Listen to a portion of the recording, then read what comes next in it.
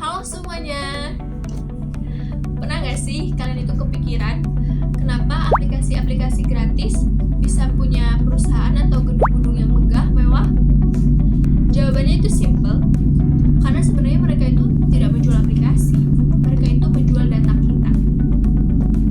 Dalam etika bisnis, ada satu kalimat yang cukup populer, yaitu jika kamu tidak membeli atau membayar untuk produknya, maka kamu sendiri itu produknya. Data itu ibaratnya buku catatan. Isinya itu riwayat hidup, hobi kalian, hal apa yang kamu sukai, tempat-tempat apa yang ingin kamu kunjungi, bahkan sampai ketakutan terbesar kalian dalam hidup. Nah, dari sinilah muncul pertanyaan besar dalam etika bisnis. Apakah etis sebuah perusahaan mendapatkan buku ini hanya dengan imbalan jasa foto atau kuis-kuis lucu?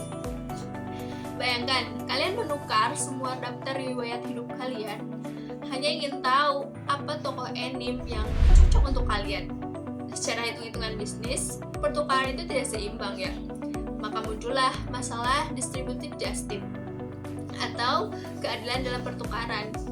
Perusahaan mendapatkan aset yang berharga, sementara kita hanya mendapatkan hiburan sesaat. Masalah utamanya itu asimetri informasi. Itu terjadi karena salah satu pihak itu lebih tahu dibanding pihak yang lain.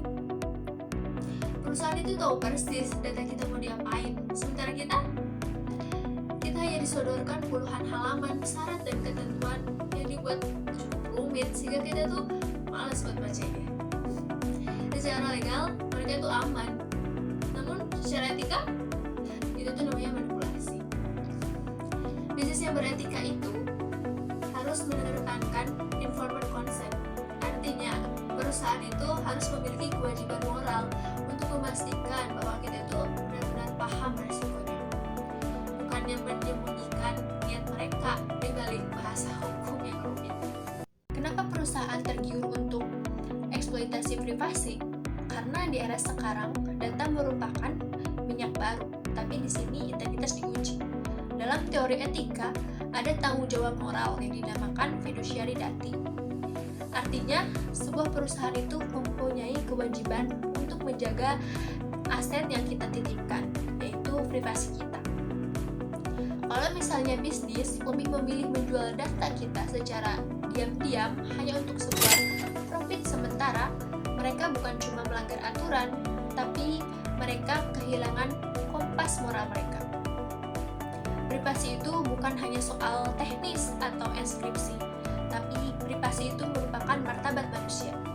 Saat data diperlakukan hanya sebagai komoditas tanpa izin yang transparan, disitulah bisnis akan kehilangan nilai kemanusiaannya.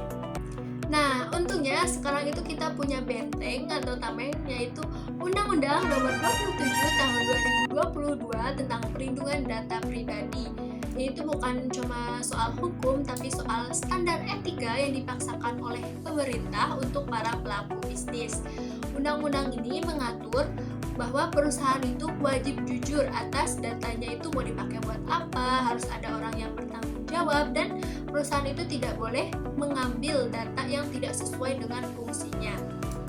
Nah, dengan cara ini juga kita itu bisa mengambil alih kendali atas privasi kita yang mungkin selama ini dianggapnya itu gratisan ya oleh para pebisnis yang nakal. Nah, dengan undang-undang ini juga perusahaan itu dipaksa wajib punya akuntabilitas.